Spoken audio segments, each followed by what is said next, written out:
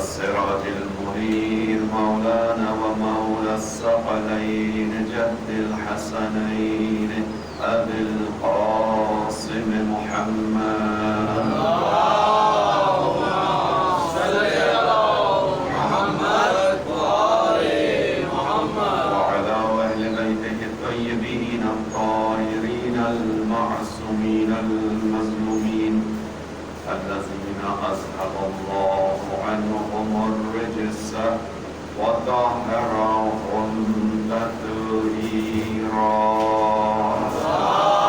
اللهم صل على محمد وآل محمد سيما قرة عين الرسول الزهراء البتول ومولانا صاحب العصر والزمان أما بعد. قال الله الحكيم في كتابه الكريم بسم الله الرحمن الرحيم لقد كان لكم في رسول الله أسوة حسنة لمن كان يرجو الله واليوم الآخر وذكر الله كثيرا. اللهم صل على محمد وآل محمد.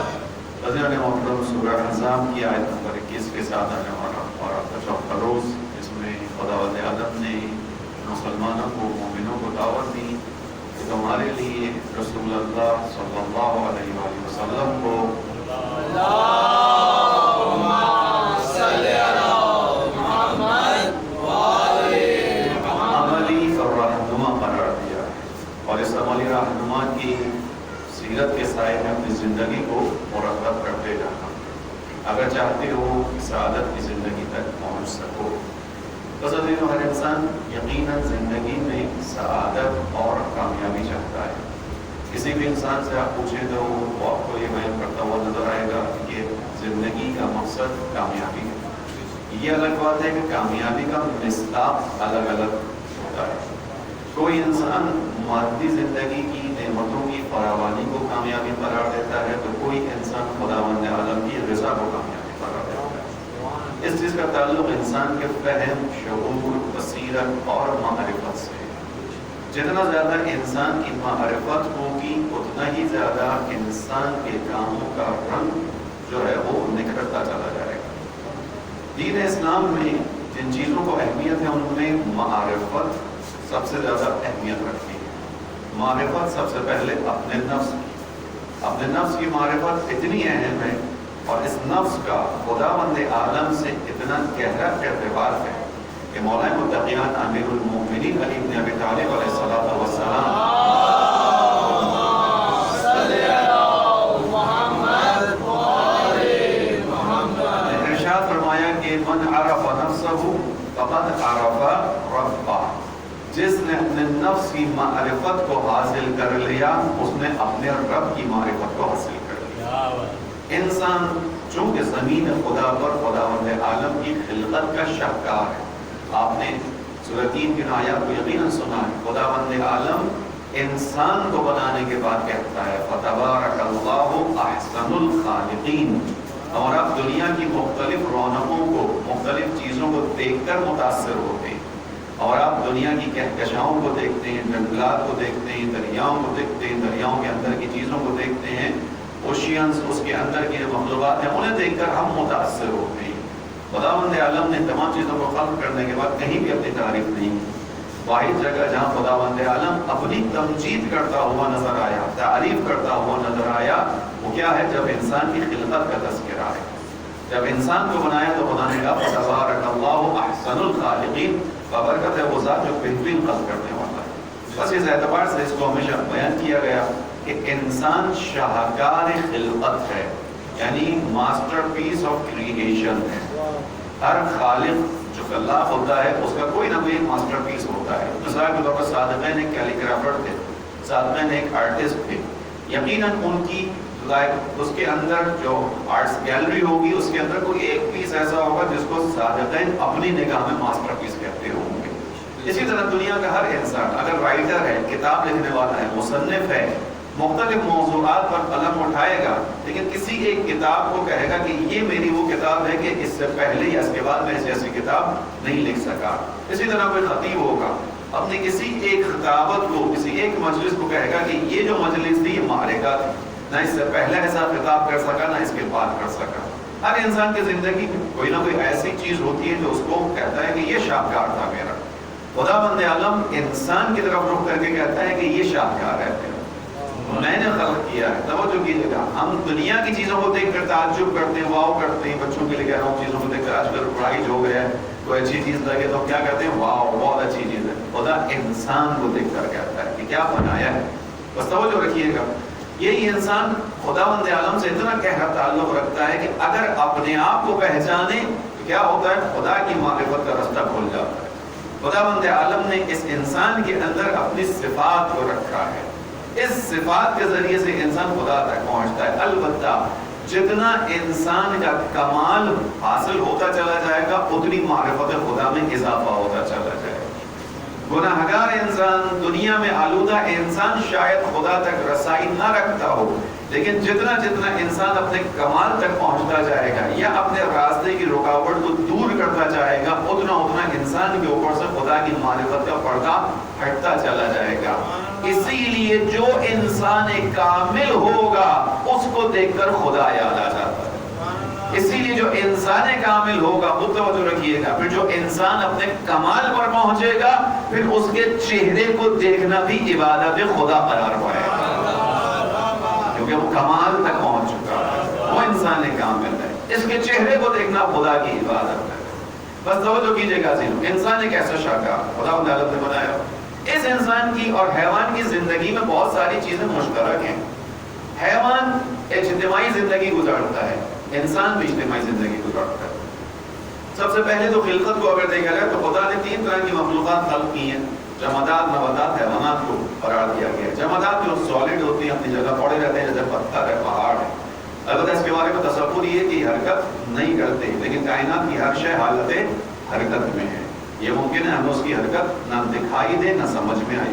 کیسے؟ جیسے قرآن نے بیان کیا، یسبح للہ ما فی السماوات و ما فی الارض، آسمان اور زمین میں جو کچھ ہے وہ اللہ کی تسبیح کر رہا ہے۔ اب قرآن کی آیت ہے، ہمیں اس پر اعتماد ہے، یقین ہے کہ قرآن کی بات صحیح ہے، جو کل میں نے آپ کے سامنے یقین کے حوالے سے بیان کیا۔ علامہ رشید العقی کا وہ قول کہ ذالک الکتاب لا ریب فیہ، یہ وہ کتاب ہے جس میں کوئی شک نہیں ہے، کوئی ڈاؤٹ نہیں ہے، کوئی ابہام نہیں ہے، ابہام سے خالی کتاب ہے۔ اسی کتاب نے کیا کہا، یسبح للہ ما فی السماوات و ما فی الارض، جو کچھ آسمان اور زمین میں ہے وہ خدا کی تسبیح کر رہا ہے۔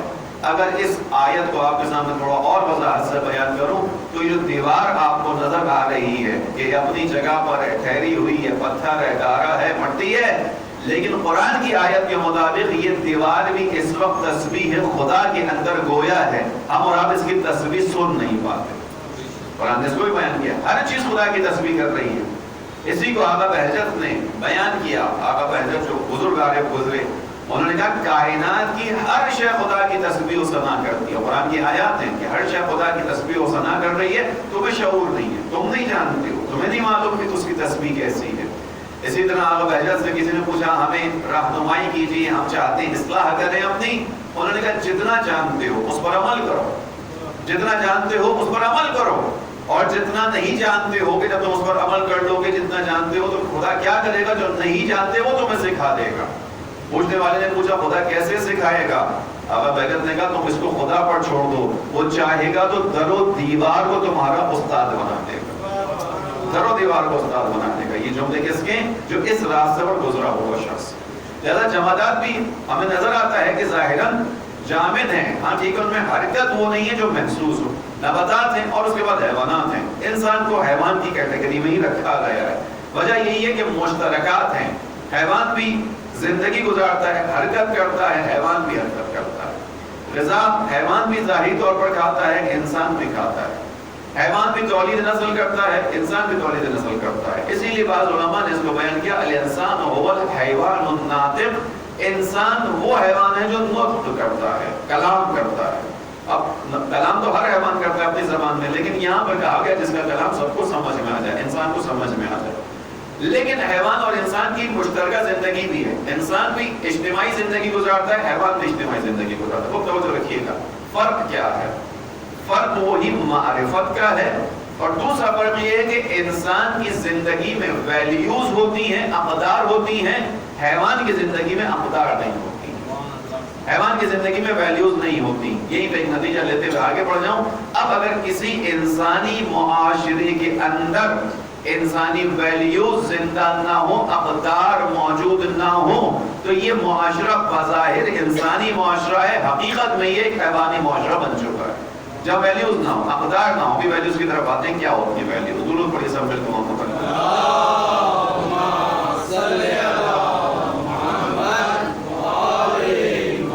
تعجب نہ کیجئے گا کہ انسانی معاشرہ ہے پھر بھی انسانی نہیں کہلائے گا، حیوانی کہلائے گا، اس کو اپنی جانب سے بیان نہیں کر رہا۔ مولا متقیان امیر المؤمنین علی ابن ابی طالب علیہ السلام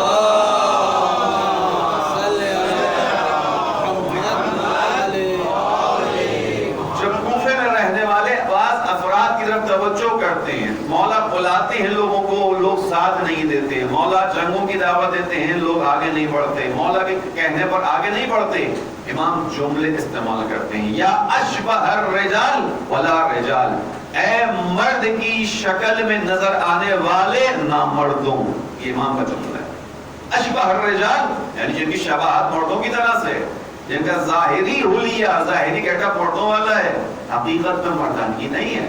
علی تمہیں بلا رہے ہیں جہاد کے لیے، تم بہانے بازی کرتے ہو۔ علی تمہیں کہتے ہیں آؤ رائے حق کے لیے قیام کرو، تم کہتے ہو ابھی سردی ہے۔ علی کہتے ہیں آؤ اب نکلو، کہتے ہو گرمی ہے۔ پھر علی تمہیں دعوت دیتے ہیں، تم کہتے ہو نہیں ہمارے تو بیوی بچے ہیں۔ یہ وہ تمام چیزیں ہیں جو نہج البلاغہ میں موجود ہیں، اور گزارش کروں گا آپ تمام مومنین سے انشاءاللہ ہر گھر میں نہج البلاغہ موجود ہوگی، اگر نہیں ہے تو ظلم ہے، ہونی چاہیے۔ اور اس سے بڑا ظلم یہ ہوگا کہ نہج البلاغہ موجود ہو مگر قرآن کریم کی طرف کھلتی نہ ہو، یہ اس سے بڑا ظلم ہوگا۔ عزیزو ہمارا افتخار کیا ہے؟ یعنی کوئی آدمی ہم سے آ کر کہے کہ تم مسلمانوں کے اندر اہل تشیع ہو، تمہارا افتخار کیا ہے؟ تمہارا امتیاز کیا ہے؟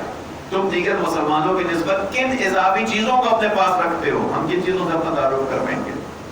قرآن کریم تو کامن ہے، قرآن کریم تو ادھر بھی ہے، ہمارے پاس بھی ہے۔ قرآن کریم کے علاوہ جو دوسری چیز جسے ہم اپنا تعارف کروائیں گے وہ کیا چیز ہے؟ نہج البلاغہ ہے۔ اس کے بعد کون سی چیز ہے جس سے اپنا تعارف کروائیں گے؟ صحیفہ سجادیہ ہے، جو امام سجاد کی دعاؤں کی کتاب ہے۔ ہم جس کو دے رہے ہوں وہ پلٹ کر ہم سے پوچھے کہ تم جس کتاب کو مجھے دے رہے ہو پڑھنے کے لیے، اس کو خود پڑھا ہے؟ پھر کیا جواب ہوگا؟ کیا جواب ہوگا؟ میں کہوں گا نہیں پڑھا۔ وہ پلٹ کر مجھے یہ کہے گا کہ جس کتاب کو گھر میں رکھ کر تم پڑھنے کے قابل نہیں سمجھتے، اس کو مجھ کو کیوں دے رہے ہو؟ اور تلخ ہے، حقیقت ہے۔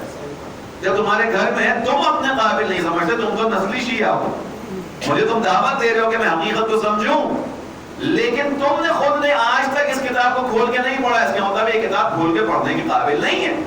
اگر ہوتی تو تم پڑھ رہے ہوتے، تم نے نہیں پڑھا تو مجھے دے کر کیا کرو گے؟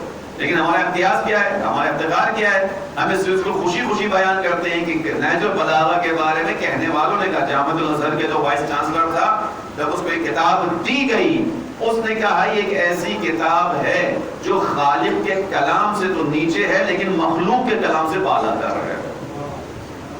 ہم اس جملوں کو سن کے محسوس ہوتے ہیں، ہونا بھی چاہیے، لیکن عزیزان محترم ظلم نہ ہو رہا ہے۔ توجہ رکھیے گا، مولا متقیان کے خود میں بس امام علی علیہ السلام درود پڑھی محمد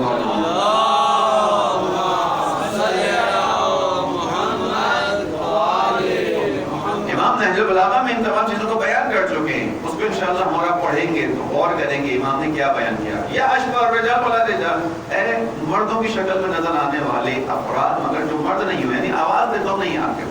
انہی چیزوں کو یاد کر کے امام نے کہا کاش تمہارے 10 چلے جائیں وہاں سے ایک آ جائے۔ کیوں کہا امام نے؟ اس کی وجہ بیان کی۔ امام نے کہا کہ وہ اپنے باطل امام پر متحد،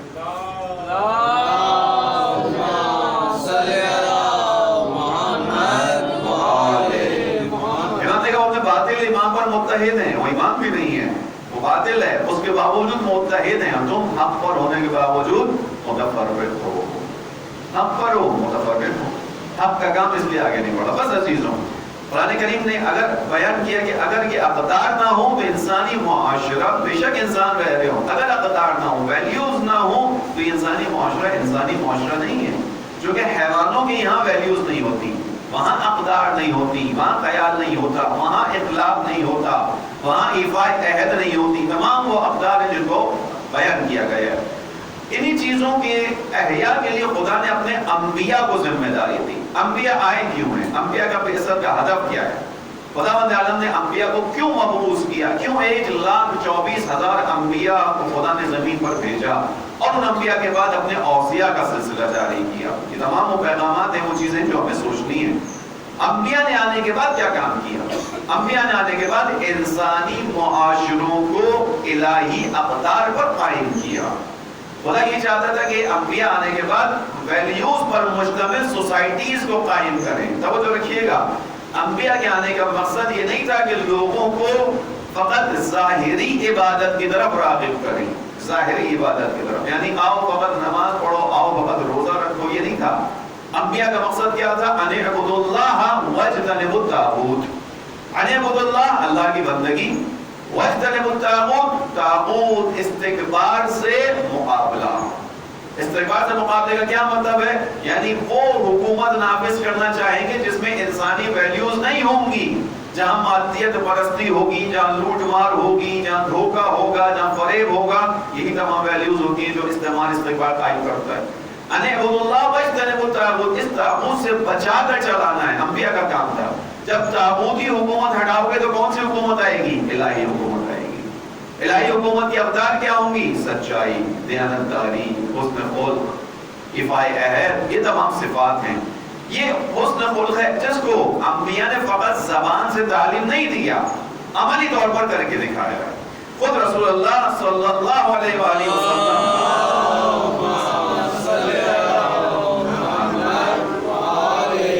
کے بارے میں قرآن میں سورہ قلم میں بیان کیا گیا, وَإِنَّكَ لَعَلَىٰ, آیت پوری کریں, وَإِنَّكَ لَعَلَىٰ خُلُقٍ عَظِيمٍ. آپ کس چیز پر ہیں؟ عظیم خلق کے مالک ہیں, حسن اخلاق میں عظمت پر فائدہ. وَإِنَّكَ لَعَلَىٰ خُلُقٍ عَظِيمٍ. رسول اللہ نے اپنے بارے میں بیان کیا, إِنِّي بُعِثْتُ لِأُتَمِّمَ مَكَارِمَ الْأَخْلَاقِ. میں کیوں مبعوث ہوں؟ انما بعثت, میں مبعوث ہوں. انما حصر کے لفظ ہے, آپ حصر سے واقف ہیں. انما ولیکم اللہ, یہاں حصر ہے, حصر یعنی قید لگی ہوئی. انما ولیکم اللہ ورسولہ والذین آمنوا الذین یقیمون الصلاۃ ویؤتون الزکاۃ وہم راکعون.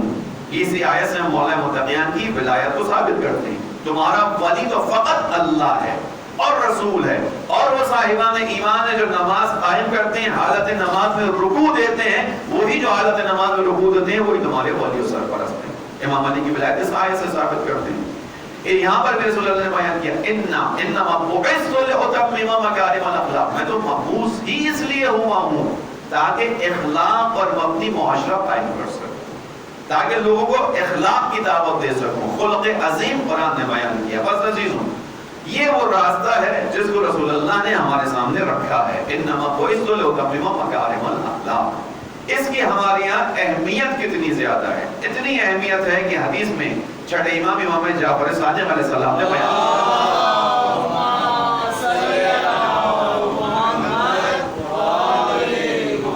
ان سوء الخلق لا يفسد العمل كما يفسد الخل العسل.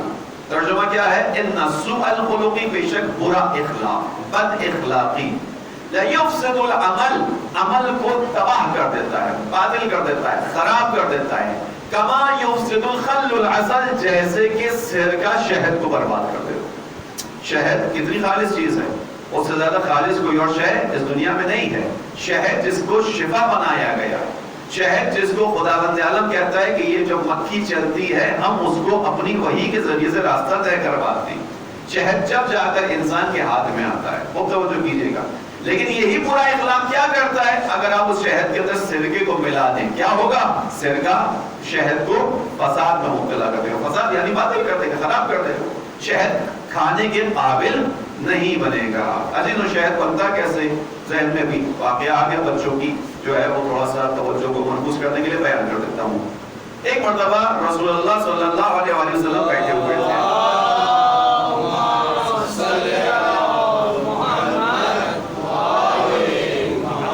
شہد کی مکھی رسول اللہ کی خدمت میں آئی۔ آنے کے بعد اس نے رسول اللہ سے کلام کیا، اللہ کے رسول ہم شہد کی مکھیوں نے فلاں جگہ پر چھتا تیار کیا ہے۔ چھتا معلوم ہے نا بچوں، شہد جس میں مکھی اپنا شہد دیتی ہے۔ ہم نے فلاں جگہ پر شہد تیار کیا ہے، آپ کسی کو بھیج کر وہ شہد منگوائیے، استعمال کیجیے۔ ٹھیک، اب بچوں کے ذہن میں ممکن سوال آئے کہ شہد کی مکھی بولتی بھی ہے کیا؟ میں اس کے لیے بچوں کو جواب دوں گا، ہاں شہد کی مکھی بھی بولتی ہے۔ قرآن کریم جاؤ، آج جا کر اٹھانا، اس میں سورہ نمل دیکھ لینا، نون میم لام، نمل کا مطلب ہے چونٹی۔ اس کے اندر واقعہ ہے حضرت سلیمان کا۔ حضرت سلیمان جا رہے ہیں، اپنے لشکر کے ساتھ جا رہے ہیں، اتنے میں ایک چونٹی کھڑی ہوتی ہے اور تمام اپنے چونٹیوں کو مخاطب کر کے کہتی ہے اپنے اپنے بلوں میں گھس جاؤ۔ اس کی اس بات کو جناب سلیمان سن لیتے ہیں۔ تو جب نبی سلیمان چونٹی کی بات کو سن سکتے ہیں تو جو افضل الانبیاء ہے وہ مکھی کی بات کیسے نہیں سن سکتا؟ ٹھیک ہے نا؟ لہذا خداوند عالم نے ہر چیز کو بولنے والا قرار دیا ہے، اس کو سماعت کے لیے سب کام سننے کے لیے سماعت چاہیے۔ شہد کی مکھی نے کہا کہ اللہ کے رسول ہم نے فلاں جگہ پر چھتا بنایا ہے، آپ جب کسی کو منگوا لیجیے، بھیج کے منگوائیے اور اس کو استعمال کیجیے۔ رسول اللہ نے کہا ٹھیک ہے میں منگواتا ہوں۔ رسول اللہ نے کسی کو بھیجا، لیکن اس مکھی سے کہا ایک بات بتا، یہ جو تم شہد کی مکھیاں جن پتوں سے، پھولوں سے، پودوں سے رس حاصل کرتے ہو، چوستے ہو اور اس کے بعد وہ شہد کے چھتے میں منتقل کرتے ہو، تو یہ جو رس ہوتا ہے یہ تھوڑا سا کڑوا ہوتا ہے، اس کے اندر ایک تلخاہٹ پائی جاتی ہے۔ ٹھیک ہے، میٹھا نہیں ہوتا۔ پھلوں پودوں کا جو رس ہوتا ہے، پتوں کا جو رس ہوتا ہے، ٹھیک ہے، یہ ہلکا سا تلخاہٹ رکھتا ہے۔ کبھی تجربہ کر کے دیکھیں نا، کسی پتے کو چبا لینا، پتہ چل جائے گا ایسا ہوتا ہے کہ نہیں۔ رسول اللہ کہتے ہیں کہ جو ہلکا سا کڑوا ہوتا ہے، تلخاہٹ ہوتی ہے، لیکن جو شہد ہوتا ہے وہ انتہائی میٹھا ہوتا ہے۔ اس سے زیادہ مٹھاس کسی اور شے میں اس دنیا میں ہے ہی نہیں۔ یہ کیسے ہوتا ہے؟ رسول اللہ سوال کر رہے ہیں۔ اب میں اپنا عقیدہ بیان کر رہا ہوں، یہ وہ اللہ کا رسول ہے جو اللہ کی جانب سے ہر شے کا علم رکھتا ہے، لیکن اپنے اطراف والوں کو کچھ سکھانے کے لیے سوال کرتا ہے تاکہ اطراف میں بیٹھے ہوئے لوگ سیکھ سکیں، سمجھ سکیں۔ شہد کی مکھی کہتی ہے اللہ کے رسول بجا طور پر ایسا ہی ہے جیسا آپ نے ارشاد فرمایا، جب ہم پتوں سے اور پھولوں سے رس حاصل کرتے ہیں اس میں ہلکی سی تلخاہٹ ہوتی ہے، ہلکا سا کڑواپن ہوتا ہے، لیکن ہم اپنے شہد میں جا کے چھتے میں منتقل کرتے ہیں وہ میٹھا ہوتا ہے۔ وجہ کیا ہے؟ وہ وجہ یہ ہے اللہ کے رسول کہ خداوند عالم نے ہم شہد کی مکھیوں کو ایک ذکر سکھایا ہوا ہے۔ جب ہم پتوں سے، پھولوں سے، پودوں سے وہ رس لیتے ہیں اور اڑ کر اپنے چھتے میں آتے ہیں تو اس جگہ سے اڑتے ہوئے ہمارا پورا راستہ اس ذکر کے اندر گزرتا ہے۔ اس ذکر کی برکت سے ہمارے رس کی کڑواہٹ اور تلخاہٹ مٹھاس میں تبدیل ہو جاتی ہے۔ رسول اللہ پوچھتے ہیں وہ ذکر کیا ہے جو تم شہد کی مکھیاں کرتے ہو؟ تو شہد کی مکھی جواب دیتی ہے وہ ذکر آپ اور آپ کی اولاد پر درود پڑھنا ہے۔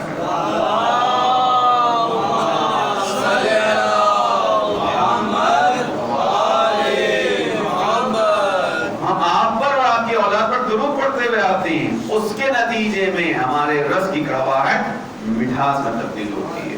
توجہ کیجئے گا، بس یہاں پر ایک اور جملہ عرض کر دوں، یہ مکھی کا توسل ہے رسول اللہ کے ساتھ، یہ توسل ہے جس توسل کی بدولت اس کے رس کی کڑواہٹ مٹھاس میں تبدیل ہو گئی۔ عزیزو یہی پہ اس نقطے کو سمجھیے گا، مکھی کا چونکہ توسل زبانی ہے اس لیے وہ زبانی توسل کرتے ہوئے اپنی کڑواہٹ، رس کی کڑواہٹ کو مٹھاس میں تبدیل کر رہی ہے۔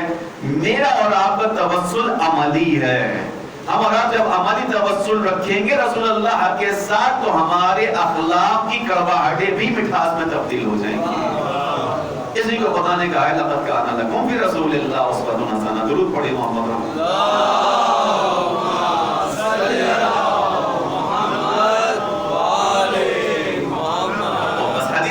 چھٹے امام کی امام کی حدیث ہے ان سوء الخلق لیفسد العمل کما یفسد الخل العسل۔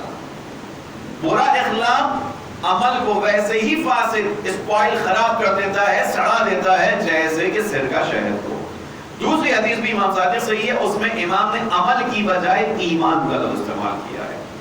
ایمان ان سوء الخلق لا یفسد الایمان، پہلی روایت میں عمل تھا، دوسری میں کیا ہے؟ ایمان۔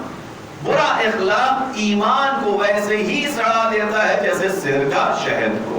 وہ توجہ کیجیے گا، رسول اللہ کو خدا نے کیوں خلق کیا؟ انما بعثت لاتمم مکارم الاخلاق، خدا نے مجھے اس لیے خلق کیا میں اخلاق کو کامل کروں، میں اخلاق کو پھیلاؤں، اخلاق پر مبنی معاشرہ تشکیل دوں۔ اسی طرح امام رضا علیہ السلام سے ایک حدیث ہے،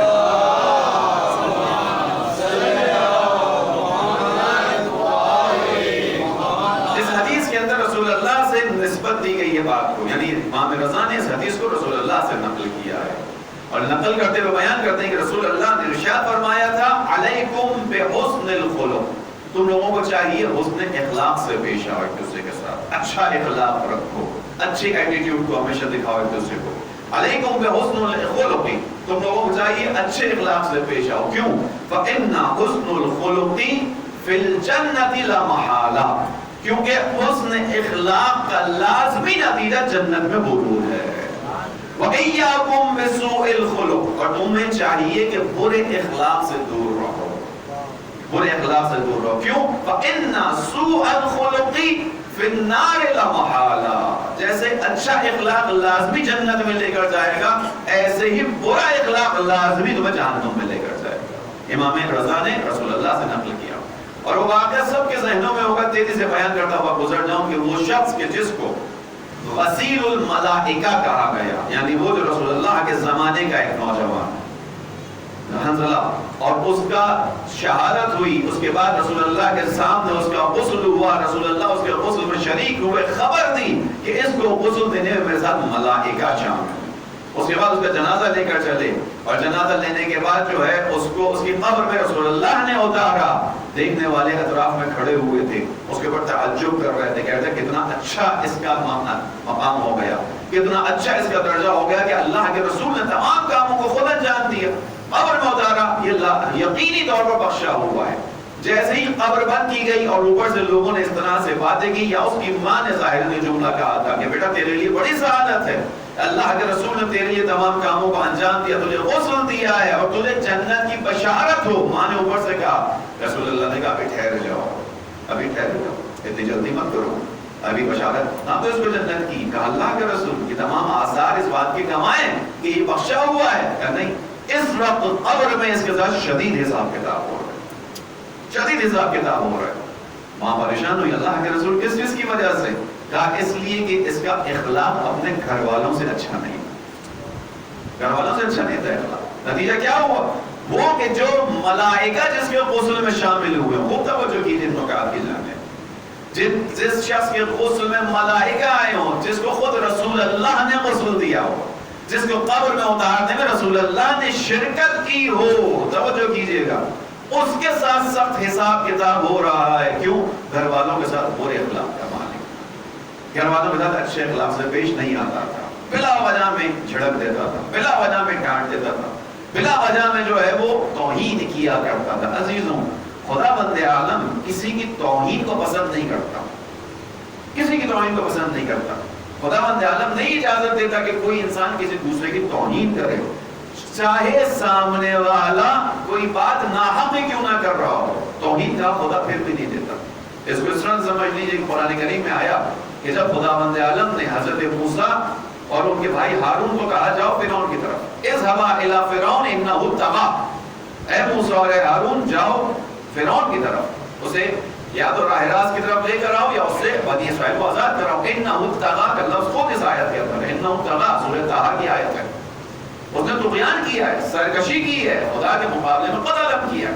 اور دیگر آیات میں فرعون کو خدا نے کہیں مجرم کہا ہے، کہیں فاسق کہا ہے، مختلف چیزیں فرعون کے لیے بیان کی ہیں۔ اسی فرعون کی طرف بھیجتے ہوئے خدا کیا کر رہا ہے؟ موسیٰ اور ہارون جاؤ، اذهبا الى فرعون انه طغى، تم دونوں جاؤ، اس نے طغیان کیا ہے، سرکشی کی ہے، فساد کیا ہے، لوگوں پر ظلم کرتا ہے، لیکن ساتھ میں بیان کر رہا ہے جب اس کے پاس جاؤ تو کیا کرنا؟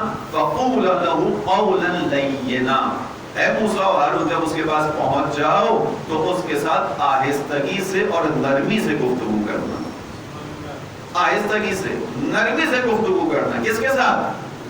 فرعون کے ساتھ۔ کون فرعون؟ ہزاروں بچوں کا قاتل، کون فرعون؟ ہزاروں بچوں کا قاتل. شاید میں نے پہلے بھی یہ آیت یہاں پڑھی تھی آپ کے سامنے. بس خدا کہہ رہا ہے اس کو ہیوملیٹ نہ کرو، اس کی توہین نہ کرو، خدا حق نہیں دے رہا. برے اخلاق سے رسول اللہ نے کیا کہا؟ وہ شخص ابھی قبر کے اندر معذب ہو رہا ہے، اس کو عذاب مل رہا ہے. کیوں مل رہا ہے؟ گھر والوں کے ساتھ اس نے اخلاق نہیں تھا، گھر والوں کے ساتھ اچھا اخلاق نہیں تھا، اس وجہ سے اس کے ساتھ یہ حساب کتاب چل رہا ہے. عزیزوں، رسول اللہ نے کہا میں اخلاق کو کمال کی بلندیوں پر فائز کرنے آیا. یہ رسول اللہ کا اخلاق ہے کہ جو خاتون رسول اللہ پر کوڑا پھینکا کرتی، ایک دن جب وہ خاتون کوڑا نہیں پھینکتی تو اللہ کا رسول اس کی عیادت کے لیے چلا جاتا ہے. اللہ کا رسول اس کی عیادت کے لیے چلا جاتا ہے کہ آج تو آئی نہیں سامنے، آج تو نے وہ عمل انجام نہیں دیا جو تو روز کرتی تھی، اور مجھے خبر ملی کہ تو بیمار ہے، میں تیری عیادت کے لیے آیا. یہ رسول اللہ کا اخلاق ہے، کامل ترین اخلاق. ہم اور آپ اپنے عزیزوں سے بعض اوقات اس وجہ سے ناراض ہو جاتے ہیں کہ ہم شادی میں گئے تو انہوں نے شادی میں ہمیں اچھی جگہ پر نہیں بٹھایا. ہم ان کے یہاں مجلس میں گئے تو انہوں نے مجلس میں ہمیں دیکھ تو لیا تھا آتے ہوئے، مگر آگے جانے کی دعوت نہیں دی. عزیزان محترم، ہماری ناراضگی اس وجہ سے بعض اوقات ہو جاتی ہے. رسول اللہ کا اخلاق کیا ہے؟ انی بعثت لأتمم مکارم الاخلاق، میں تو اخلاق کو کمال تک پہنچانے کے لیے تک ہوں. اللہ نے ہم سے کیا کہا ہے؟ لقد کان لکم فی رسول اللہ اسوۃ حسنہ. خوب غور کیجیے گا، قرآن نے یہ نہیں کہا کہ رسول جو آیتیں تمہارے لیے لے کر آئے ہیں ان آیتوں پر چلو یہ اسوہ حسنہ ہے. نہیں، وہ اپنی جگہ ہے ہدایت کے لیے. لقد کان لکم فی رسول اللہ اسوۃ حسنہ، تمہارا رول ماڈل تو خود یہ محمد ہے. تمہیں ان کے کردار کے اندر اپنے عمل کو تلاش کرنا ہے. رسول اللہ کا جو عمل ہے وہ تمہارے لیے حجت ہے، جو رسول اللہ انجام دے وہ تمہیں انجام دینا ہے. بس رسول اللہ کی پوری زندگی اخلاق پر گزری. درود پڑھی محمد علیہ.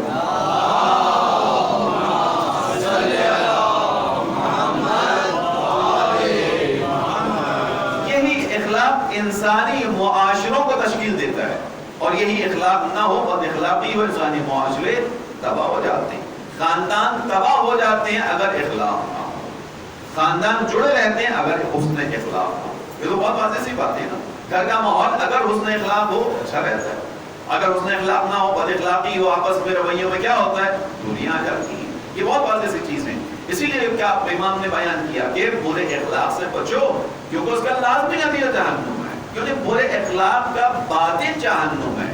برا اخلاق یعنی برے اخلاق والا انسان اپنے اندر آگ کی کیفیت رکھتا ہے. جو برے اخلاق سے پیش آتا ہے اس کے اپنے اندر آگ کی سی کیفیت ہے، ایک گرمی ہے، حرارت ہے، جس کو نکالنا چاہتا ہے اونچی آواز سے، ڈانٹ ڈپٹ کر کے لوگوں کو.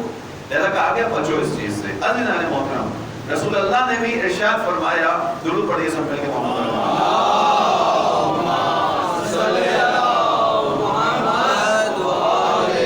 اقربکم منی للغد. اب کس کس کو یہ شوق ہے کہ وہ رسول اللہ کی قربت حاصل کرے قیامت کے دن؟ یقیناً ہم میں سے ہر شخص چاہے گا رسول اللہ کی قربت اسے نصیب ہو. اقربکم منی للغد، تم میں سے میرے نزدیک کل قیامت کے دن وہ سب سے زیادہ نزدیک ہوگا. 5 خصوصیات بیان کی رسول اللہ نے. کون نزدیک ہوگا؟ اصدقکم للحدیث، جو اپنی گفتگو میں سچا ہوگا. اصدقکم للحدیث. ادعکم للامانہ، اپنی امانتوں کو ادا کرنے والا ہوگا. اوفاکم بالعہد، اپنے عہد و پیمان کو پورا کرنے والا ہوگا. احسنکم خلقا، اپنے اخلاق میں احسن ہوگا، حسن اخلاق کا مالک ہوگا. واقربکم للناس، اور لوگوں کے نزدیک زندگی گزارنے والا ہوگا. 5 خصوصیات رسول اللہ نے بیان کی. ہم میں سے ہر شخص چاہے گا کہ رسول اللہ کی قربت اس کو میسر آئے. کیوں؟ کیونکہ تمام اہل بیت علیہ السلام رسول اللہ کے ارد گرد ہی تو کھڑے ہوئے ہوں گے. امام علی کہاں ہوں گے؟ امام حسن کہاں ہوں گے؟ امام حسین کہاں ہوں گے؟ سب کے سب رسول اللہ کے ارد گرد ہوں گے حوض کوثر پہ. اسی کو جو ہے حدیث منزلت میں رسول اللہ نے بیان کیا حدیث کے اندر کہ انی تارک بکم الثقلین، حدیث ثقلین کے اندر میں تمہارے لیے 2 چیزیں چھوڑ کر جا رہا ہوں، قرآن اور اہل بیت. دونوں کہاں ہوں گے؟ میرے پاس آئیں گے. کہاں آئیں گے؟ حتی یرد علی الحوض، میرے پاس حوض کوثر پر دونوں جمع ہوں گے. اہل بیت بھی رسول اللہ کے ساتھ ہیں، قرآن بھی رسول اللہ کے ساتھ ہے. جناب اگر چاہتے ہیں رسول اللہ کے پاس رہیں تو کیا کرنا پڑے گا؟ 5 چیزیں رسول اللہ نے بیان کی. کون میرے نزدیک ہوگا؟ جو تمہارے درمیان سب سے زیادہ سچا ہوگا. اصدقکم للحدیث، یہی سے اپنا جو ہے وہ سیلف اسسمنٹ شروع کر دیجیے، اپنا محاسبہ شروع کر دیجیے روایت میں بیان کیا گیا کہ جو سیلف اسسمنٹ نہیں کرتا، جو اپنا محاسبہ خود نہیں کرتا، وہ ہم میں سے نہیں ہے۔ امام نے بیان کیا جو ہر رات کو سونے سے پہلے سیلف اسسمنٹ نہ کرے، اپنا محاسبہ نہ کرے، وہ ہم میں سے نہیں ہے۔ یعنی روزانہ رات کو دیکھنا ہے میں نے آج کیا اچھائی کی، کیا برائی کی، میری اچھائیوں کا پلڑا بھاری ہے یا میری برائیوں کا پلڑا بھاری ہے، آج کے دن میں اہل بیت سے نزدیک رہا، اہل بیت سے دور رہا، یہ تمام چیزیں مجھے آپ کو کرنی ہے، نہیں کریں گے تو اس کا نقصان ہم خود اٹھائیں گے۔ اصدقکم للحدیث، کون ہے میرے نزدیک سب سے زیادہ؟ جو اپنی گفتار میں سچا ہے، پہلی خصوصیت۔ اس کے بعد اتعکم للامانہ، اپنی امانت کو سب سے زیادہ ادا کرنے والا ہے۔ اوفاکم بالعہد، اپنے عہد و پیمان کو پورا کرنے والا ہے۔ اس کے بعد احسنکم خلقا، اخلاق میں سب سے اچھا ہے۔ اقربکم للناس، لوگوں کے سب سے زیادہ نزدیک ہے۔ آپ نے بھی دو چیزوں کو لے کر بیان کرنا چاہ رہا ہوں، یہاں پر بھی آپ نے دیکھا اخلاق کو بنیادی اہمیت حاصل کرو، اخلاق اچھا رکھو، میرے نزدیک آ جاؤ۔ دوسری خصوصیت رسول اللہ نے کہا وہ میرے نزدیک ہوگا جو لوگوں کے درمیان زندگی گزارے گا۔ کیا مطلب ہے اس ٹکڑے کا؟ ان ٹکڑوں کو کھولنے کی ضرورت ہوتی ہے۔ لوگوں کے نزدیک رہے گا، جسمانی لحاظ سے نزدیکی کوئی فائدہ دے گی انسان کو، حقیقت میں لوگوں کے درمیان زندگی گزارے گا، یعنی لوگوں کے مسائل سے واقف بھی رہے گا اور ان مسائل کو حل کرنے کے لیے اپنا کردار بھی ادا کرے گا۔ اس جملے کا مطلب یہ ہے لوگوں کے درمیان زندگی گزارے گا۔ ایسا نہیں ہوگا کہ اپنی زندگی اس کی آرام سے آسائشوں میں گزر رہی ہوگی تو اپنی زندگی گزارے گا، نہیں، لوگوں کے درمیان زندگی گزارے گا۔ اسی لیے آپ آ کر دیکھ لیجئے ائمہ علیہ السلام کی زندگی لوگوں کے درمیان گزرتی تھی۔ ائمہ علیہ السلام رات کی تاریکی میں خدا کی عبادت میں مشغول ہیں، اور اس رات کی تاریکی کے بعد آپ ائمہ کو ڈھونڈیے کہاں نظر آئیں گے؟ یتیموں کی سرپرستی کرتے ہوئے، بیواؤں کی جو ہے وہ مدد کرتے ہوئے، غلاموں کو خرید کر ان کی تربیت کرتے ہوئے، ان کو آباد کرتے ہوئے۔ اماموں کی زندگی ایسے نظر آئے گی، لوگوں کے درمیان زندگی گزارتے ہیں۔ امام رسول اللہ نے کہا میرے نزدیکی کا سبب کیا ہے؟ جو لوگوں کے درمیان زندگی گزارے گا، یعنی معاشرے سے اپنے آپ کو غافل نہیں کرے گا، اپنی زندگی میں مگن نہیں ہوگا، اپنے آپ کی زندگی کو فقط اچھا نہیں بنائے گا۔ اگر اچھی زندگی خود کی گزر رہی ہے، کوشش کرے گا اس کے چھوٹے بھائی کی بہن کی زندگی بھی اچھی گزرے۔ جب اپنے چھوٹے بہن بھائی کی زندگی کو اچھا بنا لے گا، برابر پڑوسی کو نگاہ کرے گا، پڑوسی والے کی زندگی کو اچھا بنانے کی کوشش کرے گا۔ یہ معاشرہ تشکیل دینا ہے انسانوں نے، اسی کو میں نے بیان کیا، انبیاء آئے اجتماعی معاشرہ تشکیل دینے، اخلاقی بنیادوں کے اوپر، ان بنیادوں کے اوپر جو رسول اللہ نے بیان کیا۔ حسن خلق بیان ہو گیا، حسن خلق کے ساتھ ایفاء عہد ہے۔ ایفاء عہد وہ چیز ہے کہ جس کو اسلام نے شدت کے ساتھ جو ہے اہمیت دی، حتیٰ ایک روایت میں بیان ہوا لا دین لہ لمن لا عہد لہ، جس کا عہد و پیمان ہی نہیں ہوتا اس کا کوئی دین ہی نہیں ہوتا، جو اپنے وعدے کا سچا نہیں ہوتا اس کا کوئی دین نہیں ہوتا۔ ہم تو سمجھتے تھے کہ دین زیادہ نمازیں پڑھنے کا نام ہے، ہم تو سمجھتے تھے کہ دین جو ہے وہ زیادہ روزے رکھنے کا نام ہے۔ حدیث نے کہا نہیں، لا دین لہ، یہ نہیں کہا کہ اس کا دین کمزور ہے، غور کیجیے تمام چیزوں کے اوپر، یہ نہیں کہا اس کا دین کمزور ہے، کہ لا دین لہ، اس کا دین ہی نہیں ہے، لمن لا عہد لہ، جو اپنے عہد کا پابند نہیں ہے، جو اپنے وعدے کا پابند نہیں ہے، اس کا دین ہی نہیں ہے۔ اب یہاں پر تھوڑا سختی آ جائے گی، آج تھوڑا سا سخت جملہ آئے گا، جملہ نہیں آئے گا، تعلیمات تھوڑی سی اس طرح کی ہے۔ حدیث کو آپ نے سن لیا، لا دین لہ لمن لا عہد لہ، اس کو یاد رکھیے گا، ایک چھوٹا سا جملہ ہے، جس کا عہد و پیمان نہ ہو اس کا دین نہیں ہوگا۔ ہم سب کا ایک عہد و پیمان ہے، اس کے ساتھ اپنے خالق کے ساتھ۔ کہاں پر ہے؟ سورہ یاسین کی آخری آیات میں۔ کیا ہے وہ عہد و پیمان؟ یا بنی آدم، اے آدم کی اولاد، الم اعہد الیکم یا بنی آدم اللہ تعبدوا الشیطان انہ لکم عدو مبین وان اعبدونی ھذا صراط مستقیم۔ اے آدم کی اولاد، کیا میں تم سے عہد و پیمان نہیں لیا تھا کہ تم شیطان کی بندگی نہیں کرو گے، شیطان کے پیچھے نہیں چلو گے، شیطان کی نہیں سنو گے، شیطان کی اطاعت نہیں کرو گے؟ میں نے شیطان کو تمہارا دشمن بنایا ہے، اور اس کے بعد تم سے کہا اس کو اپنا دشمن سمجھو، ان الشیطان لکم عدو فاتخذوہ عدوا، شیطان تمہارا دشمن ہے، تم اس سے غافل نہ ہو، اس کی دشمنی کو سمجھو۔ یہ عہد و پیمان خدا نے لیا، سورہ یاسین کے اندر ہے، ہم سب کے لیے یہ جس جس کا قرآن سے تعلق ہے اس کے لیے عہد و پیمان ہے۔ تم سے عہد و پیمان لیا تھا، الم اعہد الیکم یا بنی آدم اللہ تعبدوا الشیطان، کیا عہد نہیں لیا تھا کہ تم شیطان کی پیروی نہیں کرو گے، پیچھے نہیں چلو گے، اس کے راستے پہ نہیں چلو گے؟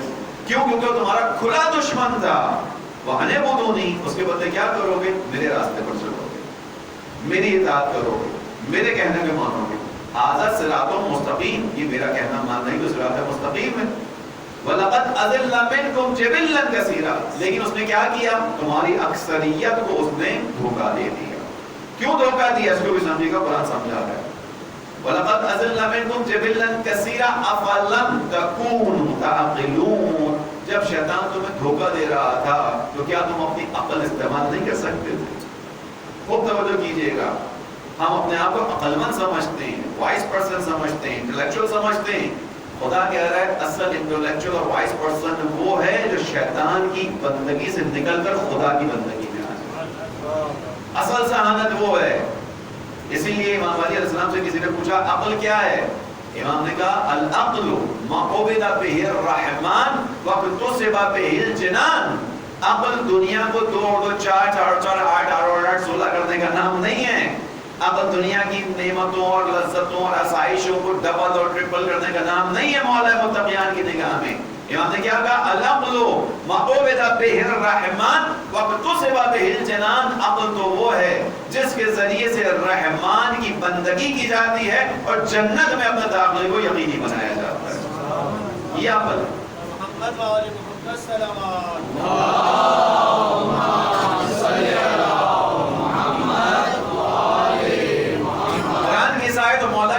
مطلب کیا ہوا؟ جہاں کہیں نافرمانی خدا ہے سمجھ لو عقل نے کام کرنا چھوڑ دیا.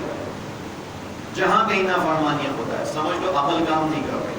ہمارے یہاں وہ شخص اپنے آپ کو عقل مند سمجھتا ہے تو دوسروں سے چھپ کے گناہ کرتا ہے، دوسروں سے چھپ کر کوتاہیوں پر عمل پیرا ہوتا ہے. قرآن بھی کہہ رہا ہے کہ جس وقت تم خطاکار ہو گئے، شیطان کے راستے پر چلے، تمہاری عقل نے کام کرنا چھوڑ دیا. خدا اسی سے احتجاج کرے گا فَلَمْ تَكُونُوا تَعْقِلُونَ. کیا ہو گیا تھا؟ میں نے تمہیں عقل دی تھی. ایسے تو یہاں پر جو میڈیکل سائنس کے لوگ بیٹھے ہوئے وہ شاید جانتے ہیں اس بات، یقیناً جانتے ہیں. بہت ساری چیزوں کو ہمارے یہاں حرام قرار دیا گیا، من جملہ غصے اور شہوت کی حد انتہا.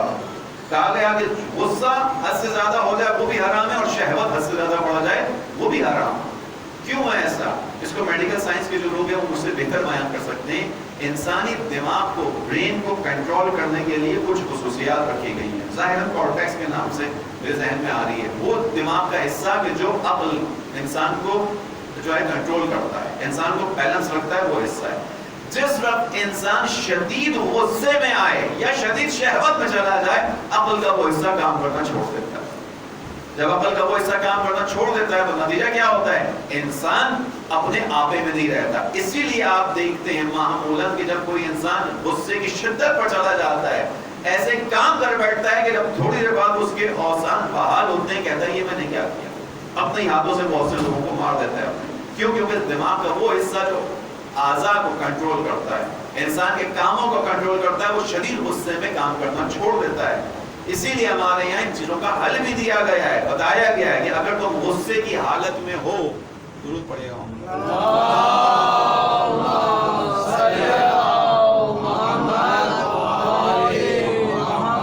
ہم جاری رکھتے ہیں. اگر تم غصے کی حالت میں ہو تو کیا کرو؟ روایت نے بیان کیا اگر کھڑے ہوئے ہو تو بیٹھ جاؤ.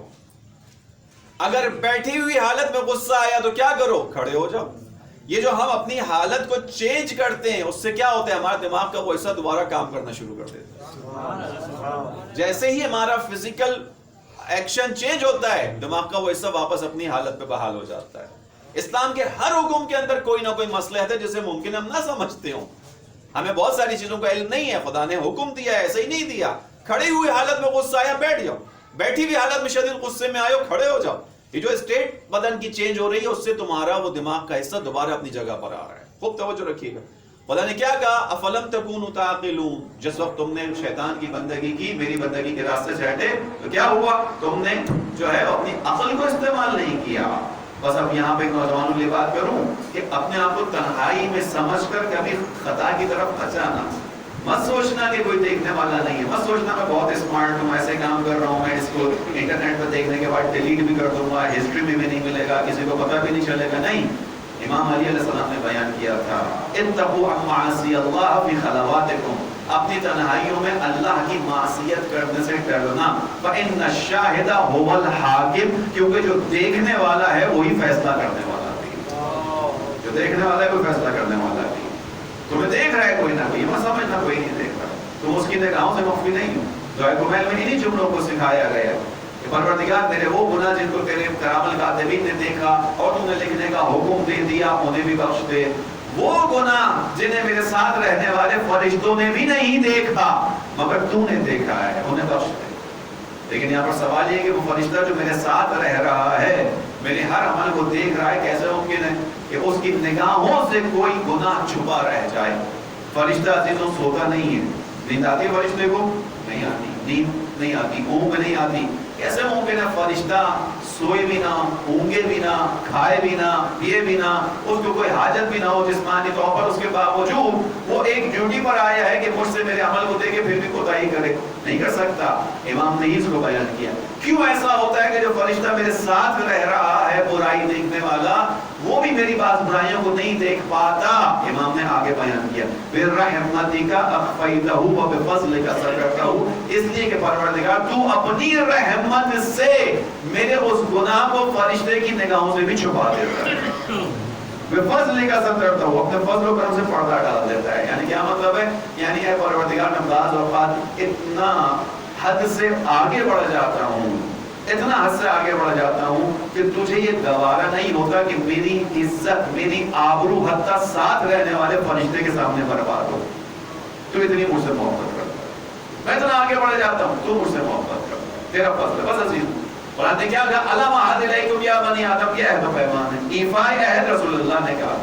ایفائے عہد وہ چیز ہے کہ جو تمہیں میرے نزدیک کرے گی, کیونکہ میں خود عہد و پیمان کا پابند ہوں. یہ جو ایفائے عہد ہے یہ دین کا حصہ ہے. لا دین لہ لمن لا عہد لہ, جو عہد و پیمان کا پابند نہیں ہے اس کا دین ہی نہیں ہے, چاہے کتنی نمازیں پڑھنے والا کیوں نہ ہو, چاہے کتنا راہ خدا میں خیرات کرنے والا کیوں نہ ہو. تمام چیزیں اپنی جگہ ہیں. ممکن ہے رہکاری میں کرتا ہو, ممکن ہے دکھاوا کرتا ہو, ممکن ہے اپنے آپ کو بڑا بنانے کے لیے کرتا ہو. اگر دیندار تھا تو کیا کرتا؟ عہد و پیمان کا پابند ہوتا. اور یہ عہد و پیمان دین کا حصہ ہے, اس کی بہت زیادہ اہمیت ہے.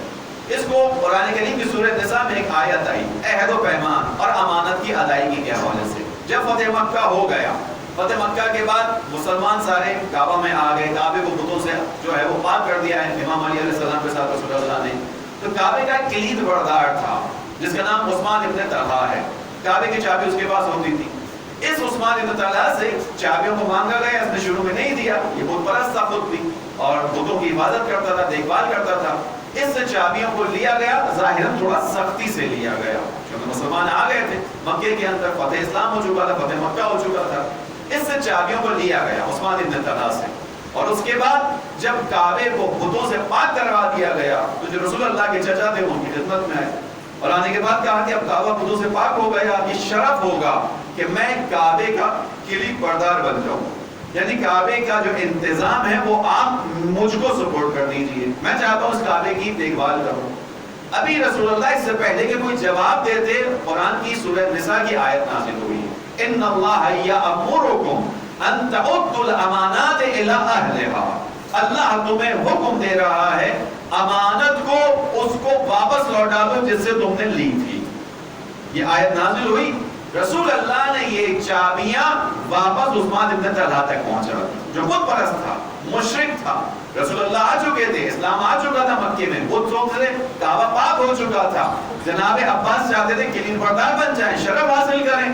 خدا نے آیت نازل کی ان اللہ یامرکم ان تعدوا الامانات الی اہلہا. خدا تمہیں حکم دے رہا ہے کہ جو امانت جس سے لی ہے, جو چیز جس سے لی ہے اسے واپس کر دو, اس کو زبردستی اپنے پاس نہ رکھو. رسول اللہ نے بیان کیا کہ خدا نے اس آیت میں مجھے حکم دیا ہے کہ میں چابیاں عثمان ابن طلحہ کو واپس کروں. لوگوں نے کہا اللہ کے رسول بت پرست ہے کیا؟ ہو, چابیاں اس کے پاس تھیں, انتظام اس کے پاس تھا, خدا نے امر کیا ہے. توجہ کیجیے گا, مولا متقیہ نے چابیاں لے کر عثمان ابن طلحہ کے پاس آئے اور کہا کہ لوگوں چابیاں تمہارے پاس ہی انتظام ہے. اس نے کہا کہ شروع میں تو آپ نے مجھ سے زبردستی لی تھی, یعنی تھوڑا زور زبردستی ہوئی تھی, اور اس کے بعد آپ خود دینے آئے ہیں.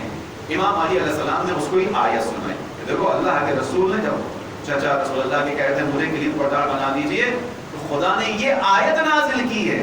اس نے کہا اگر آپ کا دین ایسا ہے کہ جو امانت کو ادا کرنے میں اتنی احتیاط سے کام لیتا ہے, اتنا اہتمام بیان کرتا ہے, تو پھر ایسے دین کے اوپر ہی ایمان لانا بنتا ہے. इस आयत के ऊपर वो ईमान लेकर आया और मुसलमान हो गए।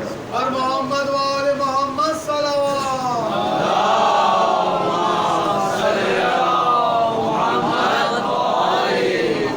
अहद व पैमान की अहमियत है। खुदा कह रहा है बुत परस्त है, कोई बात नहीं, उसको दो चाबियां वापस, उसकी चाबियां हैं। इसीलिए वो वाक़या आप सबका सुना हुआ है इमाम सज्जाद अलैहिस्सलाम वाला, जिसमें उन्होंने बयान किया कि अगर मेरे बाबा का कातिल अपना वो खंजर कि जिससे करबला में कत्ल और जुल्म हुआ है मेरे पास अमानत रखवाएगा, तब भी मैं उसकी अमानत वापस करूंगा।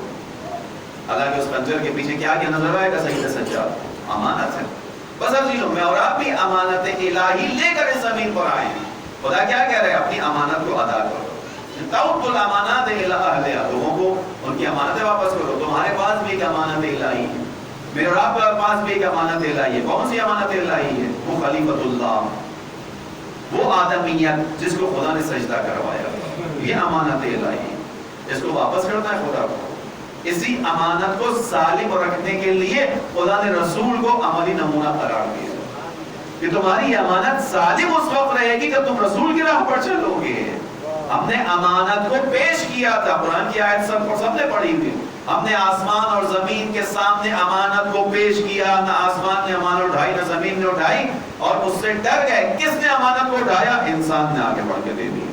अब जब अमानत इलाही ले ली तो खुदा क्या कह रहा है? हत्ता मुशरिक की अमानत वापस करो, तो खुदा अपनी अमानत वापस मांगेगा कि नहीं मांगेगा? खुदा कहेगा मेरी अमानत कहाँ है? मैंने तुम्हारे अंदर अपनी सिफात को रखा था, ये अमानत था। तुम्हारी आदमियत को सजदा करवाया था, ये अमानत था। इस अमानत को वापस करो। इस अमानत को सालिम कैसे रख सकते हो? रसूल की सीरत के जरिए से। इसीलिए रसूल को मेयार करार दिया, लक़द काना लकुम फ़ी रसूलिल्लाह उस्वतुन हसनह। बस अज़ीज़ से तमाम किया इफ़ाए अहद का पूरा करना। हम और अब खुदा के अहद के साथ इस दुनिया में आए हैं। अलम अहद इलैकुम या बनी आदम, सूरह यासीन की आखिरी आयत को अब शख्स इंशाअल्लाह ज़हन में रखता होगा, अपने जाकर पढ़ेंगे। अजीज़ों, ये इफ़ाए अहद है, शुरू मुझे और आपको भी करना है। इसी इफ़ायत के अहद के तहत जिंदगी अपनी गुजारनी है। हमारे और आपकी गर्दन पर दो अहद हैं, खुदा का, एक इमाम मासूम का, हुज्जत खुदा का। मैंने बहुत मुख्तसर करके बयान कर दिया। एक खुदा का अहद है जो खुदा से हमने किया, जिसको सूरह यासीन की आयत में बयान किया, और एक इमामत का अहद है, ऊफू बिल अहद। कुरान में खुदा ने बयान किया, ऊफू बिल अहद, तुम मुझसे किए गए अहद व पैमान को पूरा करो। क्या होगा? फिर मैं तुमसे किए गए अहद व पैमान को पूरा करूंगा। खुदा ने कहा। रिवायत मासूम ने बयान किया, पूछा गया मौला ये कौन सा अहद है जिसको खुदा कह रहा है कि पूरा करो? इमाम मासूम ने जवाब दिया, ये नबियों और नबियों के औसिया के बारे में अहद व पैमान है। खुदा ने अहद लिया है इंसान से कि अगर खुदा का नबी तुम्हारे सामने हो तो उसका साथ देना है, और अगर खुदा का नबी ना हो तो खुदा के नबी के जो औसिया हैं उनका साथ देना है। ऊफू बिल अहद इन्नल अहद काना मस्ऊला, कुरान की आयत। अपने अहद व पैमान को पूरा करो। क्यों पूरा करो? इसलिए कि अहद व पैमान के बारे में सवाल किया जाएगा। खुदा तुमसे पूछेगा कि तुमने इस अहद का क्या किया। अजीज खूब गौर कीजिएगा। बस हम दो अहद अपनी गर्दन पर रखते हैं, एक खुदा का और एक अंबिया और उनके औसिया का। हमें और आपको ये अहद पूरा करना है। दौरान ग़ैबत कुबरा भी इस अहद की पासदारी है। वो कैसे? अपने आप को खताओं से बचा कर, अपने आप को गुनाहों से बचा कर, अपने ज़माने के इमाम को निगाहों में रख कर, अपने ज़माने के इमाम की तरफ तवज्जो रख कर, और जब इमाम का इंशाअल्लाह ज़हूर हो हम आंखों से देख पाएं तो उनका साथ देने के जरिए से, हुज्जत खुदा का साथ देने के जरिए से। इस ईफ़ाए अहद को इमामत के साथ अगर देखना हो तो करबला बेहतरीन मयार है। इमामत के साथ अहद व पैमान कैसा पूरा किया जाता है? करबला का हर शहीद आपको नजर आएगा इस अहद इलाही को पूरा करता हुआ नजर आएगा। ये अहद व पैमान इतना अहम है कि इसको हर चीज पर अहमियत और कौमियत दी गई है। करबला का हर शहीद अपनी मिसाल आप है। इस अहद इलाही को पूरा किया, खुदा से लगाए हुए अहद को अपने जमाने के इमाम के साथ किए गए। यानी अफराद में एक शख्स है, बशर इब्न हज़रमी, उसको इमाम के साथ जंग लड़ रहा है। जंग लड़ते लड़ते एक मौका आता है, जख्मी हो गया है, जंग लड़ रहा है। इसी असना के अंदर एक कासिद आता है। कासिद आने के बाद बशर हज़रमी से कहता है कि तेरा बेटा फला जगह पर गिरफ्तार हो गया है, उसे दुश्मन ने पकड़ लिया, अगर तू चाहता है उसकी आज़ादी के लिए कुछ इक़दाम कर। बशर इब्न हज़रमी के साथ इमाम मौजूद हैं। इमाम इससे कहते हैं, बशर तुम हमारे लिए लड़ चुके हो, तुमने अपना हक अदा किया है, जख्मी हो गए हो, میں تمہیں اجازت دیتا ہوں تم چلے جاؤ. کیوں چلے جاؤ؟ تمہارا جوان بیٹا قید ہو گیا ہے. عزیز جوان بیٹا، سمجھتے ہیں آپ امام حسین کتنا حساس دل رکھتے ہیں. اس حالت جنگ کے اندر کہہ رہے تمہارا جوان بیٹا قید ہے، اسے تمہاری ضرورت ہے، جاؤ تم چلے جاؤ، میں تم سے راضی ہوں، تم نے اپنا حق ادا کیا ہے. لیکن یہ عہد امامت کو ادا کرنے والے افراد ہیں. کیا کہتے ہیں پلٹ کر بشر ابن حضرت؟ کہتے ہیں مولا اگر میں اس حالت میں آپ کو چھوڑ کر چلا جاؤں تو میں یہ چاہوں گا کہ صحرا کے درندے مجھے چیر پھاڑ کے کھا جائیں. اس حالت میں چھوڑ کے جاؤں آپ کو. مجھ سے کل قیامت میں سوال کر لیا رسول اللہ نے، میرا بیٹا کربلا میں موجود تھا، میں کیا جواب دوں گا کہ اپنے بیٹے کو بچانے کے لیے میں نے آپ کے بیٹے کو چھوڑ دیا؟ یہ عہد پیمان. یہ ایک مثال ہے. کربلا کا ہر شہید اپنی مثال آپ ہے، لیکن جس سے عہد اور وفا کا نام جڑا ہوا ہے وہ علمدار کربلا ہے. وہ علمدار کربلا ایک عجیب مقام ہے جناب حضرت عباس کا. عظیم عظمت ہے حضرت عباس کی. وفا کا نام جڑ گیا حضرت عباس کے ساتھ. عہد کی پاسداری حضرت عباس کے ساتھ جڑی ہوئی ہے. کس طرح سے جناب عباس نے کام انجام دیا کربلا کے اندر. لیکن اس سے پہلے کہ حضرت عباس کو بیان کروں، اس چیز کو دیکھیے کہ حضرت عباس کی تربیت کی کس نے ہے. حضرت عباس کو عہد و پیمان پاسداری کس نے سکھایا ہے؟ عزیزوں اس ماں کا نام ام المنین ہے. حضرت عباس وفات کے پیکر ہیں، وفادار ہیں. حضرت عباس عہد امامت کو پورا کرنے والے ہیں، لیکن اس عہد امامت تک پہنچانے میں جو اصل کردار ہے وہ کس کا ہے؟ ام المنین کا ہے. ام المنین. روایت نے بیان کیا جب جناب زہرا کی شہادت کے بعد کچھ عرصہ گزر گیا اور مولا متقیان نے دوسری شادی کی جناب ام المنین سے کی، تو جب جناب ام المنین اپنے گھر سے رخصت ہو کر آ رہی تھی تو اپنے قبیلے کے کچھ لوگوں سے انہوں نے کہا میرے ساتھ ساتھ چلو. کہاں ساتھ ساتھ چلو؟ میں اپنے نئے گھر جا رہی ہوں، وہاں چلو. اور اس کے بعد وہ ساتھ ساتھ آئے. اس کے بعد جناب ام المنین جب مولا کے گھر میں داخل ہونے لگی تو انہوں نے ان آنے والوں سے کہا یہاں رکو، تھوڑی دیر ٹھہرو، میں باہر آ کر تمہیں بتاؤں گی کہ میں اس گھر میں رکوں گی یا واپس جاؤں گی. لوگوں کو تعجب ہوا، یہ کیسی بات ہے؟ یہ شادی کر کے آئی ہیں، رخصت ہو کے آئی ہیں، مولا متقیان کا گھر ہے، اور یہ ہم سے کہتی ہے یہ ٹھہرو یا میں تمہارے ساتھ چلوں گی یا آگے بتاؤں گی رکوں گی یہاں پہ. تھوڑی دیر گزرتی ہے اور آنے کے بعد جناب ام المنین ان سے کہتی ہیں تم لوگ جاؤ میں اس گھر میں رکوں گی. لوگوں کے ذہن میں سوال پیدا ہوتا ہے، ام المنین سمجھ نہیں آیا، اے فاطمہ کلابیہ کیا بات ہے؟ آپ ہمیں یہاں تک لے کر آئی، اس کے بعد تھوڑی دیر آپ اندر گھر میں گئی، پھر آپ نے کہا میں رکوں گی، اب تم چلے جاؤ، کیا وجہ ہے؟ کہا وجہ یہ تھی کہ جب میں یہاں پر آئی تھی تو میں اندر گھر میں گئی تھی اور گھر میں جانے کے بعد میں نے جناب حسنین سے ملاقات کی. حسنین سے ملاقات کرنے کے بعد یعنی فاطمہ زہرا کی اولاد سے ملاقات کرنے کے بعد میں نے ایک جملہ کہا بچوں میں اس گھر میں کنیز بن کر آئی ہوں، ماں بن کے نہیں آئی ہوں. اگر تم مجھے کنیز کے طور پر قبول کرو گے تو میں اس گھر میں رہوں گی، ورنہ میں ابھی واپس چلی جاؤں گی. یہ جناب ام المنین کا پہلا قدم ہے جناب امام علی کے گھر میں. اے بچوں تمہاری ماں فاطمہ ہے، مجھے اپنی ماں کی جگہ کبھی مت دیکھنا. تمہاری ماں فاطمہ کو کنیز بن کر آئی ہوں، اگر مجھے کنیزی میں قبول کرتے ہو. جناب حسنین نے کیا جواب دیا؟ کہا یہ گھر آپ کا گھر ہے، آپ نے گھر میں تشریف لے کر آئی ہیں. اس کے بعد جناب ام المنین نے اپنے قبیلے والوں سے کہا واپس چلے جاؤ، مجھے قبول کر لیا گیا ہے. علی نے ایک ایسی ماں ہے جس نے اس طرح سے قدم رکھا ہے اس گھر کے اندر.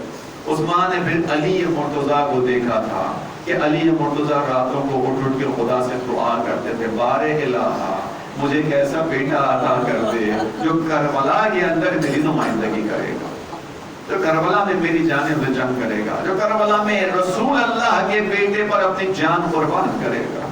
عزیزوں یہ وہ مناظر ہیں جو آپ نے تاریخ کے اندر سنے ہیں، پڑھے ہیں. مختصر کر کے بیان کر رہا ہوں جناب ام المنین کے حوالے سے اور حضرت عباس کے حوالے سے. اب جناب ام المنین کا کردار کیا ہے، اس بیٹی کی تربیت کیسے کرتی ہیں جس کو علی نے دعاؤں میں مانگا ہو. جناب ام المنین اٹھتے بیٹھتے ہوئے اس بیٹے کو کہتی ہیں بیٹا عباس کبھی اپنے آپ کو حسن حسین کے برابر مت سمجھنا. بیٹا تمہیں علی نے دعاؤں میں مانگا تھا، بیٹا تم علی کی دعا ہو، لیکن علی نے تمہیں کربلا کے لیے مانگا ہے. عباس دیکھو کربلا کے اندر اپنے آپ کو قربان کر دینا. عزیز و مراحل بھی یاد ہیں کہ جب یہ مولا متقیان کا آخری وقت تھا اور یہ مولا متقیان نے تمام لوگوں کو جمع کیا تھا، سب کو امام حسن کی سرپرستی میں دیا تھا، حضرت عباس ایک کونے میں کھڑے ہوئے تھے۔ اس کے بعد جب یہ مراحل گزر گئے تھے، مولا نے حضرت عباس کو بلایا تھا، مولا حسین کو بلایا تھا، اور بلانے کے بعد حضرت عباس سے یہی جملے کہے تھے، عباس کربلا کے اندر اس چیز کا خیال رکھنا، حسین رسول کا بیٹا ہے، تم علی کے بیٹے ہو، تمہارے ہوتے ہوئے رسول کے بیٹے پر کوئی آنچ نہ آئے۔ علی بس اس انداز میں عباس علمدار کی تربیت ہوئی ہے، اس انداز میں عباس علمدار کربلا کے میدان میں پہنچے ہیں۔ وفا کا جذبہ ہے، عہد و پیمان کی پاسداری کا خیال ہے۔ بابا نے عہد لیا تھا، میری ماں نے مجھ سے عہد لیا ہے، میں وفادار بن کر آیا ہوں۔ عزیز و مراحل آ گئے کہ مولا عباس کو علمداری نصیب ہوئی، اب مولا کے لشکر کے علمبردار ہیں حضرت عباس۔ اب جب کبھی بھی مولا جنگ کے لیے جانا چاہتے ہیں، مولا حسین کا ایک جواب ہوتا ہے، اے عباس انت صاحب اللواء، عباس تو میرے پرچم کے علمبردار ہو، عباس میرے پرچم کے علمبردار ہو۔ عزیزو ایک ایک کر کے ایک ایک شہید جاتا گیا، کربلا کے اندر شہادت کا درجہ پاتا چلا گیا۔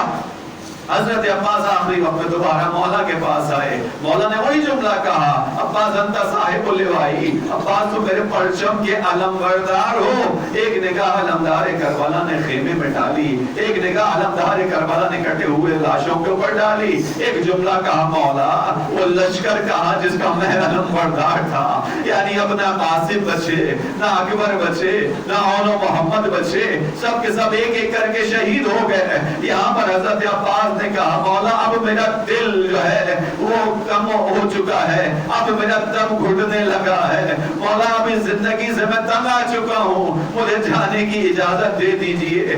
عزیزو اسی اثناء میں خیموں سے آواز بلند ہوئی، الاتش الاتش، چچا پانی کی طلب ہے۔ عزیزو حضرت عباس کو گویا ایک بہانہ مل گیا ہو۔ مولا حسین نے کہا، عباس جاؤ، اگر جانا چاہتے ہو بچوں کے لیے پانی کا اہتمام کر دو۔ بس عزیزو حضرت عباس آئے، سکینہ کو جمع کیا، سکینہ سے کہا، سکینہ مشکیزے کو لا دو، وہ مشکیزہ جو سوکھا ہوا ہے۔ عزیزو اب توجہ سے سنیے گا، حضرت سکینہ نے بچوں کو جمع کیا، بچوں آؤ میرا چچا پانی لینے جا رہا ہے، پورے مان سے بچوں کو جمع کیا ہے۔ عزیزو بچوں کی کیفیت کیا ہے؟ مقصد بیان کر رہا ہے، پیاس کی وہ کیفیت ہے کہ بچے جس خیمے میں پانی رکھا گیا تھا، اب جب پانی لایا جاتا تھا اور خیمے میں رکھا جاتا تھا تو کچھ پانی زمین پر گر جاتا تھا۔ بچے اتنے پیاسے ہیں، اس خیمے میں جاتے ہیں، زمین کو ہٹاتے ہیں، جہاں تھوڑی سی نمی محسوس ہوتی ہے اپنے خشک لبوں کو، اپنی گردن کو اس نمی میں رکھ دیتے ہیں۔ اس پیاس کے عالم میں جب سکینہ نے کہا، بچوں آؤ میرا چچا پانی لینے جا رہا ہے، تو بچے کس امید پر آئے ہوں گے؟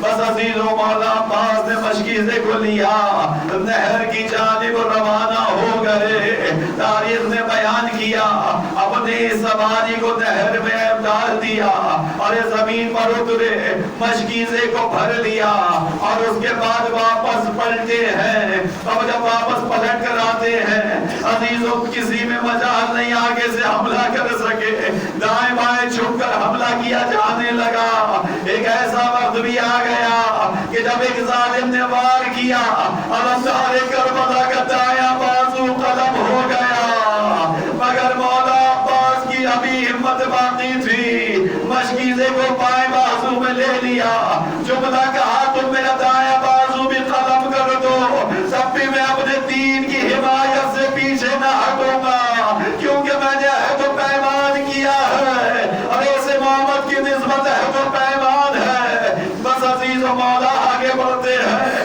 یہ قاتل وار کرتا ہے، بایاں بازو بھی قلم ہو جاتا ہے، مشکیزے کو سینے سے لگا دیتے ہیں، اپنی سواری کو آگے بڑھاتے رہتے ہیں۔ دشمن سمجھ جاتا ہے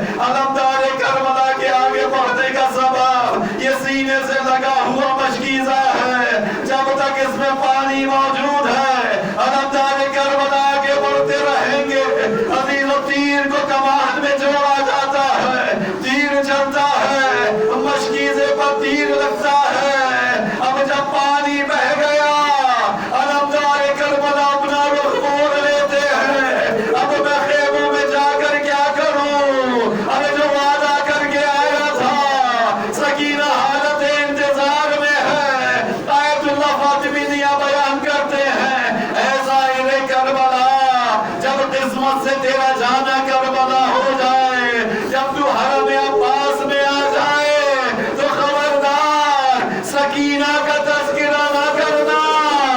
ارے یہ غیرت مند عباس ہے جو اپنی بھتیجی سے وعدہ کر کے آیا تھا مگر وعدہ پورا نہ کر سکا۔ اجرکم اللہ۔ عزیزوں ام المنین کا بیٹا وہ واپس پلٹ گیا، عزیزوں وہ مرحلہ بھی آ گیا، اب علمدار کربلا کے بازو نہیں ہے۔ خود تصور کیجئے گا جو فوج کا سپاہ سالار ہو، جس کی فوج کے سپاہیوں نے دشمنوں کو تہہ دیو کیا ہو، اس کو جب پھر بازوؤں کے دیکھا ہوگا دشمن کی فوج نے کتنے حملے کیے ہوں گے۔ اسی لیے تاریخ کربلا میں دو شہداء کے لیے ایک جملہ استعمال کیا، فَقَتَلُوهُ عِرْبًا عِرْبًا، انہیں اتنا مارا گیا، اتنی ضربیں لگائی گئی، فَقَتَلُوهُ عِرْبًا عِرْبًا، کہ انہیں ٹکڑے ٹکڑے کر دیا گیا۔ یا علمدار کربلا کے لیے آیا ہے، یا حسین کے جواب علی اکبر کے لیے۔ اجرکم اللہ۔ عزیزوں اب یا علمدار کربلا ان بازوؤں کے سواری پر ہے، تیر چلنا شروع ہوئے، اسی اثنا میں ایک تیر آتا ہے، علمدار کربلا کی آنکھ میں لگ جاتا ہے۔ اللہ اللہ۔ عزیزوں آنکھ کی تکلیف سے آپ سب واقف ہیں، ذرا سی مشکل ہو ہم رک کر اپنی آنکھ میں آنے والی خاک کو نکالتے ہیں مگر اپنے ہاتھوں سے یہ کام لیتے ہیں۔ علمدار کربلا کی آنکھ میں تیر لگا، تکلیف کی شدت ہے، مقتل میں بیان ہوا، علمدار کربلا نے سر کو جھکایا، اپنے گھٹنوں میں تیر کو پھنسایا، ارے قوت لگا کے چاہتے تیر آنکھ سے نکل جائے، اسی اثنا میں ایک آگے بڑھتا ہے، گرز مارتا ہے، آہنی کو اس کا سر پر لگنا، علمدار کربلا کی پیشانی شکافتہ ہو گئی، گویا 19 رمضان کی یاد تازہ ہو گئی، بابا جی کی پیشانی بھی اسی طرح شکافتہ ہوئی تھی، علمدار کربلا کی پیشانی بھی شکافتہ ہوئی۔ عزیزوں علمدار کربلا سے سنبھلا نہ گیا، آواز دی السلام علیک یا مولا، علیک منی السلام، اے میرے مولا میرا سلام قبول کیجئے۔ عزیزوں علمدار کربلا سواری سے زمین پر آئے مگر اتنا تو سوچو خدا کے لیے جو بلندی سے گرتا ہے، ارے ہاتھوں سے سہارا لے لیتا ہے۔ ام المنین کا یہ لال کیسے زمین پر گرا ہوگا؟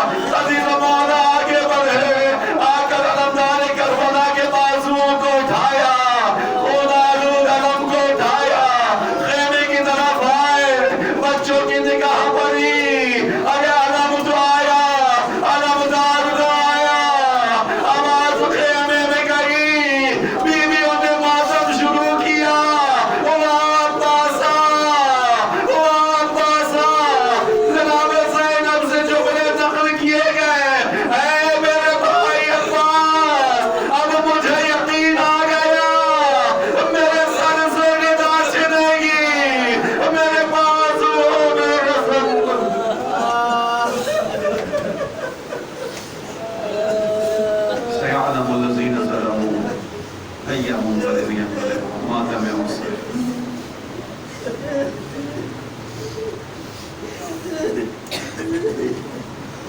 عاملين 10 40 dieses